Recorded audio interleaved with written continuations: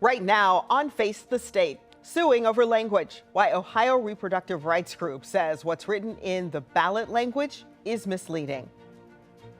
Help power digital services that people and businesses use every day.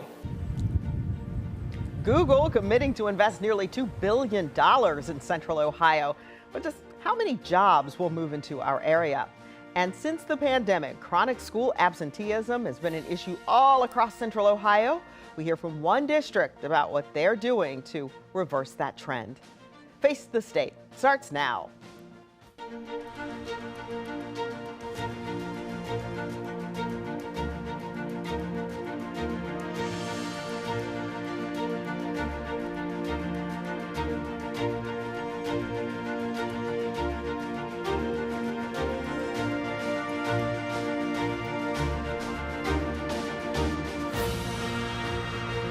And we begin this morning with the fight over abortion in Ohio. The ballot board is facing a lawsuit over the language in the amendment. Thanks so much for joining us this morning for Face the State. I'm Tracy Townsend. It's language you could see when you vote in November. The lawsuit was filed by Ohioans United for Reproductive Rights and 5 petitioners who had submitted the original ballot language, calling the board's summary a naked attempt to mislead. It's a 137-page lawsuit which argues the ballot board's approved language is irreparably flawed and asks the court to direct the ballot board to reconvene. What does the language look like? 10 TV's Lindsay Mills is breaking down what was approved. The summary language approved by the Ohio Ballot Board was developed by Republican Secretary of State Frank LaRose, an abortion opponent. The entire summary is written as anti-abortion propaganda. Lauren Blavelt, co-chair of Ohioans United for Reproductive Rights, says voters deserve to see the entire summary. She also notes this. Republican Attorney General Dave Yost certified the group's original wording as fair and accurate. 700,000 Ohioans read it when they signed petitions to get the measure on the fall ballot. Meanwhile, Mike Gonadakis, president of Ohio Right to Life, says the language does a better job than the original at conveying the sweep of the abortion amendment's reach. You know, they didn't use terminology that I use on the stump, and they didn't use terminology that Planned Parenthood used on the stump. They used legal, justifiable words. Unborn child is actually defined in the Ohio Revised Code, so they inserted it into this language. So I think it's fair and accurate. Let's compare the original amendment proposal to the summary that was certified. Democrats proposed using the word fetus. The proposal was changed to unborn child in the ballot measure. The original summary language seeks to assure access to abortion through what is called viability when the fetus is able to survive outside the womb. It stated abortion may be prohibited after fetal viability, but not in cases where a treating physician deems the procedure necessary to protect the life or health of the pregnant person.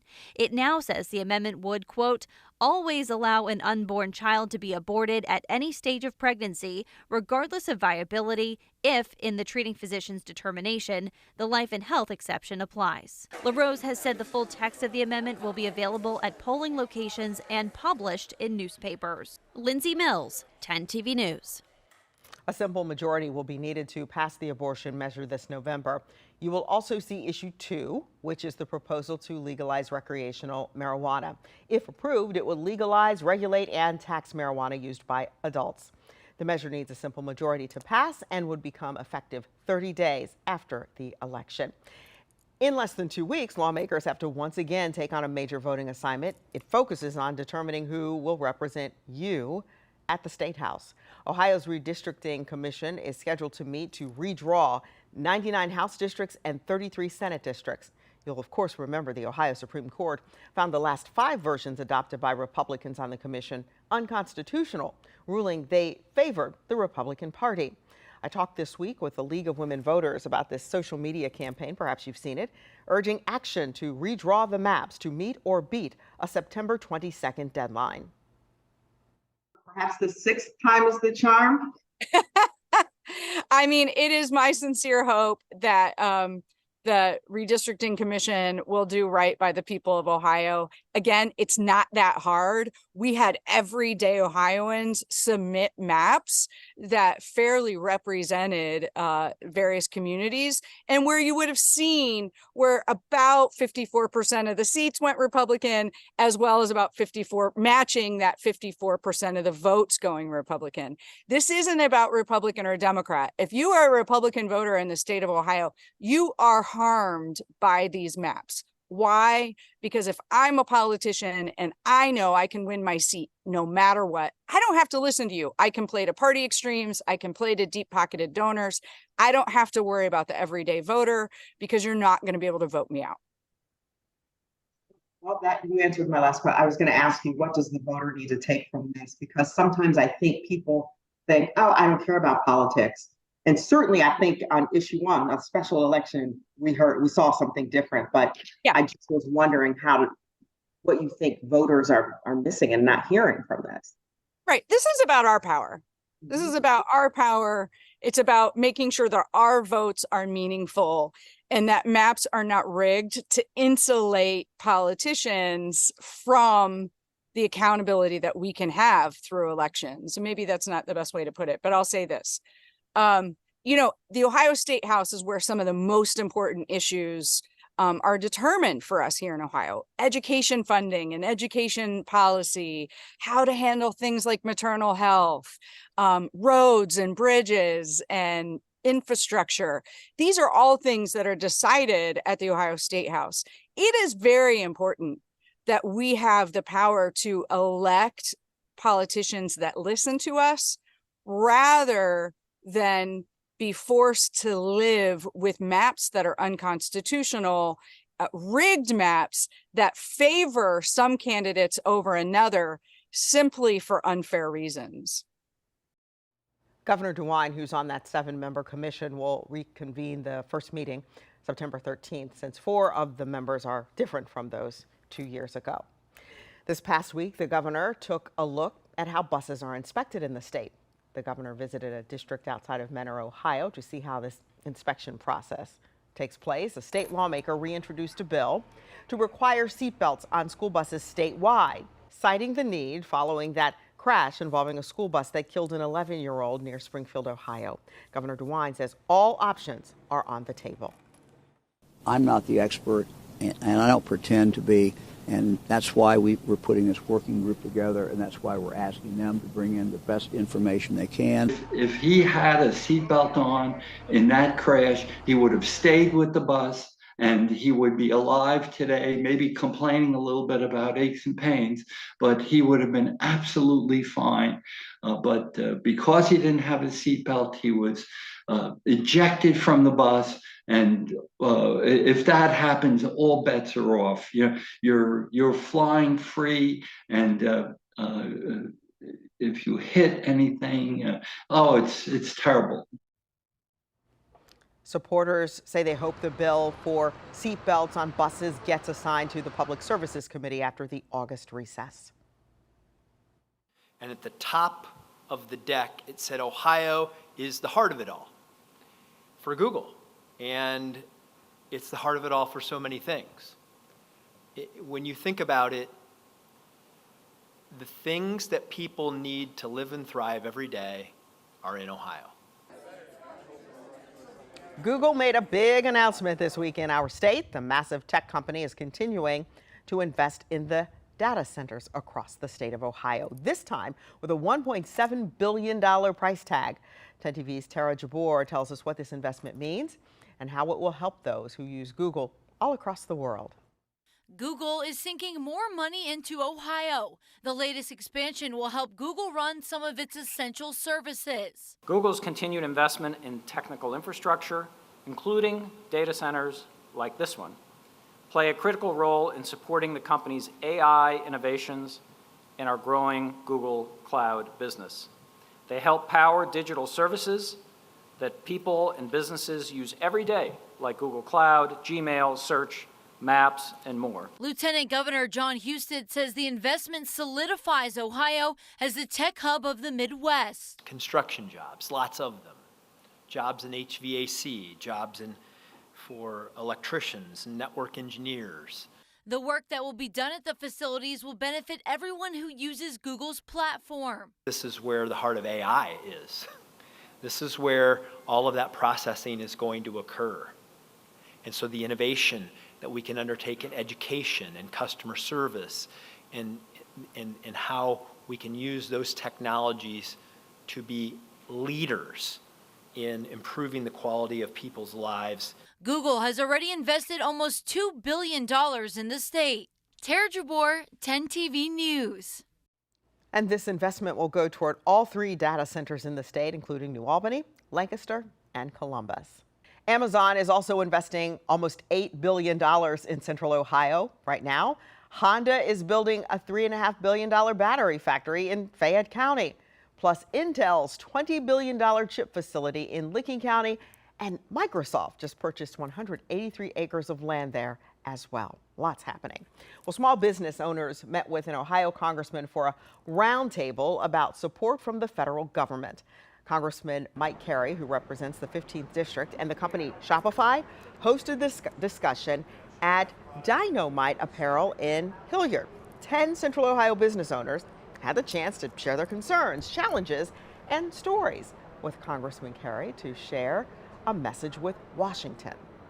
Myself and the small business community across the nation is a big driver of employment, and we would like them to understand that and give us the tools and the resources for us to be able to provide, all the things that we need to be able to provide for our employees to keep everybody happy and compete with the large multinational corporate organizations. A youth center specializing in services for the LGBTQ plus community is now expanding its services as they say the need to support youth in the community continues to rise. The Kaleidoscope Drop-In Center that serves youth from 12 to 20 years old is opening its new wellness center located right behind the main center on East Town Street. The wellness center will focus on housing social service workers along with space for one-on-one counseling, therapy sessions, fun activities like yoga, and a resource area for basic essentials teens may need. This is like a love letter. We love you. You're worth beauty. You're worth affirmation. You're worth comfort, right? You're worth a space of rest. You're worth these aesthetics with you in mind. All of that is a sense of us reflecting back to them the truth about who they are and how much they are loved and cared for. Now, to learn more about these resources, visit our website, 10tv.com/featured links. Next, using AI to create curriculum. So you're building a sequence of things you want it to do? Yeah. How school districts are using robots to help build a syllabus. Kids missing school over and over. It's been a big problem in school districts across Central Ohio. Next, the plan some district administrators have to crack absenteeism.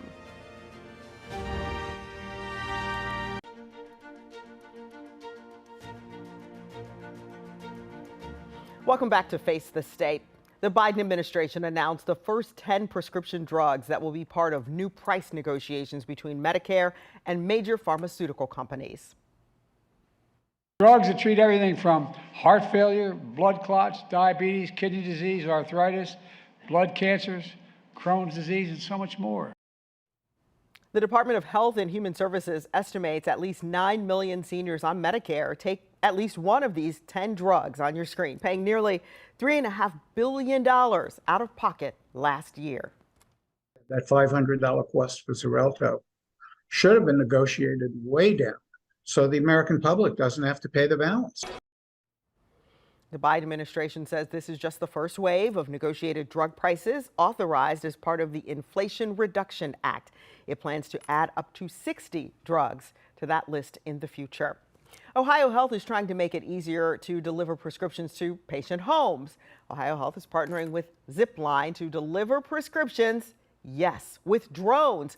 The drone will also move lab samples and supplies between Ohio Health facilities. Ohio Health says the drone delivery will be more convenient, improve access to care, and it's better for the environment as well. One of the hottest topics right now is the emergence of artificial intelligence, AI, and its use in schools. It's creating opportunities, risks, and questions about its impact on creativity and critical thinking.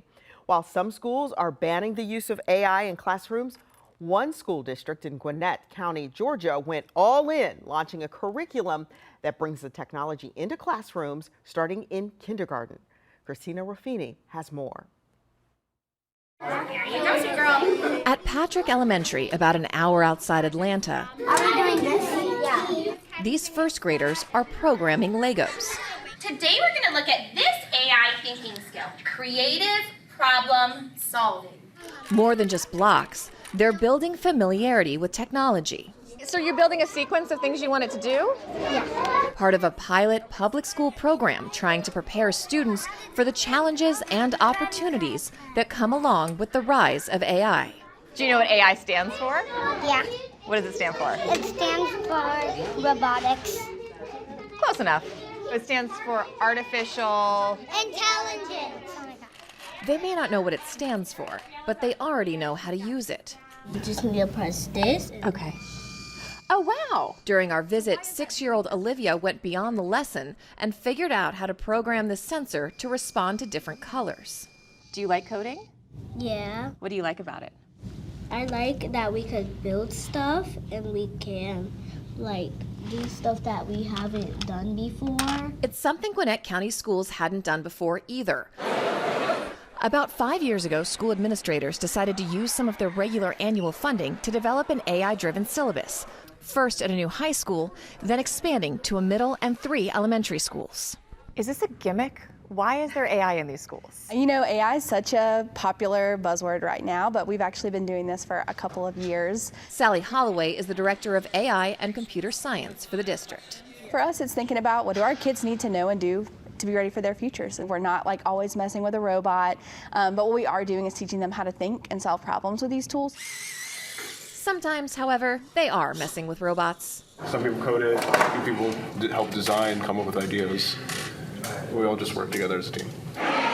At Seckinger High, social studies teacher Scott Gaffney is incorporating the technology in less obvious ways. Can AI help us develop a solution? Students asked ChatGPT to analyze years of traffic data, then use the findings to help come up with solutions for safer roads. How would you have done that lesson differently 5-10 years ago without this technology? That would have taken probably about 4 or 5 days. The way that these kids think, they process information so fast. So if we can give them something challenging, real time, they are very engaged with it. And by all estimates, machine learning is something these kids will have to continue to engage with once they enter the workforce. One study estimates 10% of the jobs created by the year 2030 will be in previously unknown fields, and most will see at least some level of automation. Were you influenced by AI? Down the hall in art class, students were asked to draw a sketch, then enter a description of it into an AI image generator. Overall, it didn't really help with what I wanted or what I was looking for. Debating if these computer-created works inspired them to change their original design. Using AI sometimes helps me. Sometimes it's chaos. Other times I actually post a couple things that I can use, like certain angles of the head. But when it came to the question of artistic integrity, do you think AI art is real art? Nobody? AI is it's just taking everyone's work and just collaging it together, so it's technically not original. It's an ongoing debate, as the line between AI-assisted learning and outright outsourcing is still being defined. Is there a concern that as these kids become much more familiar with these products that they could use it for cheating? So when I was in high school, there was this thing that came out that everyone was really upset about called Google. And they thought that that was just going to really ruin education, and it hasn't. But administrators here acknowledge there's a lot they, and all of us really, still don't know about the technology. Almost every teacher today talk about the ethics of whatever they were doing with the AI. We like to say that we lead with ethical conversations about AI. Just because we can maybe doesn't mean that we should. Helping students identify, analyze, and utilize artificial intelligence while still growing their own. I think that really opens the door to kind of let them choose the problems that they want to explore, and hopefully lays a foundation for where they're heading and the things they're going to encounter in the real world. Christina Ruffini, CBS News.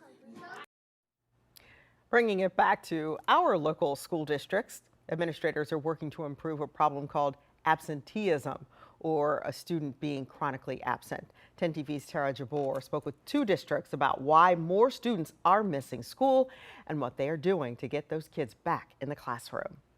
At Hilliard City School District, they have noticed more students missing class.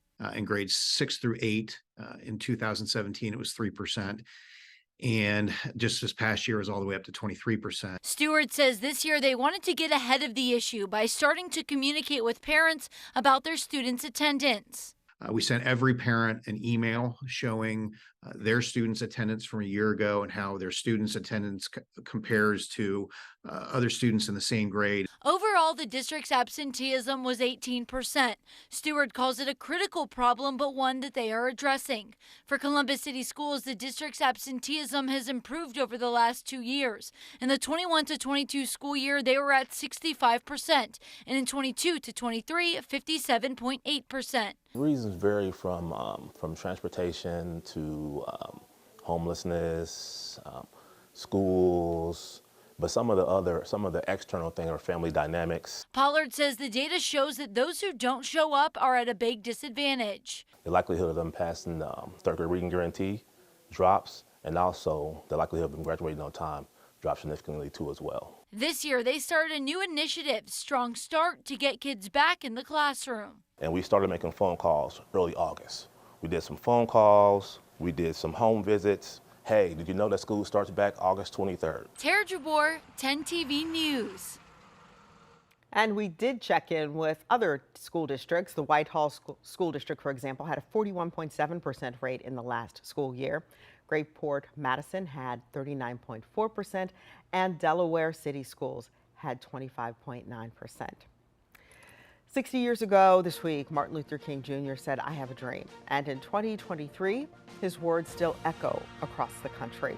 10 TV had a sit-down one-on-one interview with Dr. King's daughter about the work she's doing to keep her father's legacy alive.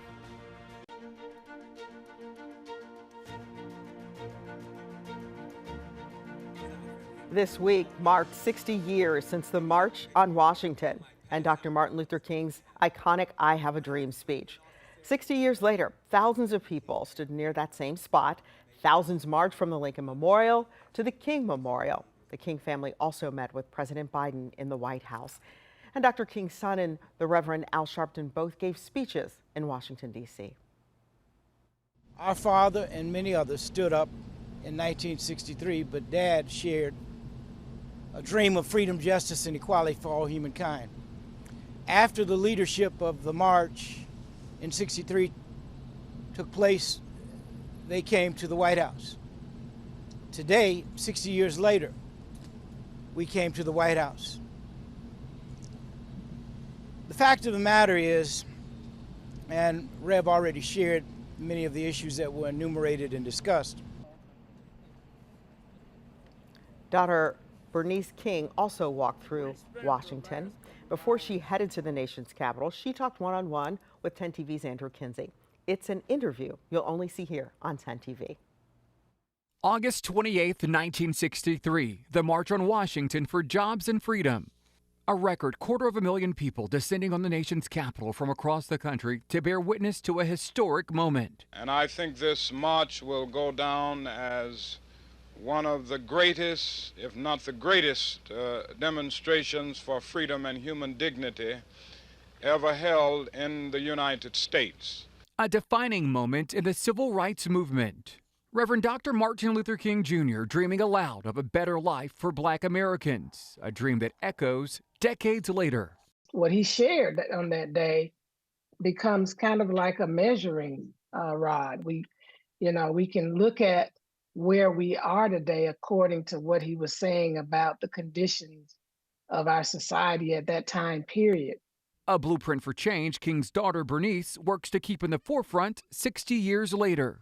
The new generations may not be aware of it. And we know that when that happens, when people don't know their history, they're bound to repeat it. History intertwined with racial inequality, from voting rights and racism to disparities in pay and education, all products of an unfair America highlighted in King's speech. I'm sure that many things will happen as a result of the march. Certainly the people who attended will go back to their communities and work with bold and grim determination. King's speech helped lay the groundwork to push through laws that guaranteed blacks equal access to the ballot, civil rights, and even equal housing. But like many, Bernice King says she's now concerned that those laws are being threatened and weakened with recent decisions about education and legal issues. The reason a lot of these things happen is because, you know, there seems to be a lag in vigilance. My father said it best. He said, one of the tragedies still of human history, and of course he was saying this more than 60 years ago, but it's applicable today. One of the tragedies still of human history is that the children of darkness are often more zealous and determined than the children of light. King says decades later, her father's message still provides hope and a reference point for building communities where injustice comes to an end and love prevails. Part of the reason we had the problems we had in the 50s and 60s, and my father said it, is because of, not because of the quote unquote Ku Klux Klan. It was because of the moderate white individual who saw what was happening, but refused to get engaged in any form of fashion. And so I think each person has a role and responsibility to be more conscious and aware of their surroundings, of what's happening in our world, and really deciding how they're going to connect to the struggle to create a just, humane, equitable, and peaceful world. A journey King says she's committed to, just as her father, until freedom rings for all. These things to me are worth, you know, putting your all into, because I'm in the place that I'm in because people fought for me to have some of the rights and privileges that I have. And so how dare I sit back and glory in all of this while other people are still being, you know, deprived. So yeah, I'm going to continue to fight till I can't. And Bernice King tells 10 TV that a major part of that fight includes closing the racial wealth gap. She hopes before the 70th or 80th anniversary of her father's speech that things will look drastically different for job, employment, pay, and generational wealth for all people. And on that note, we thank you for joining us today on Face the State, and we wish you a great week.